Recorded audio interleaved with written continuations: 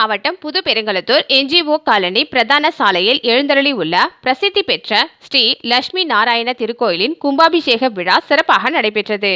இதில் திரளான பக்தர்கள் கலந்து கொண்டு சுவாமி தரிசனம் மேற்கொண்டனர். முன்னதாக திருக்கோயிலில் கோபூஜை, மகா கணபதி பூஜை, 4 கால யாக சாலை பூஜைகள் மேற்கொள்ளப்பட்டு மகா பூர்ணாகுதி யாத்ரா தானம் நடைபெற்றது.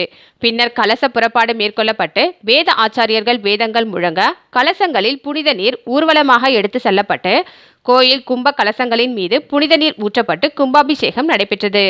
பின்னர் ஆலயத்திற்கு வந்திருந்த பக்தர்கள் மீது புனித நீர் தெளிக்கப்பட்டது. இதில் ஆலயத்தினில் ஸ்ரீ லட்சுமி நாராயண சுவாமிக்கு சிறப்பு அபிஷேகமும் மற்றும் தீபாராதனை காட்டப்பட்டது.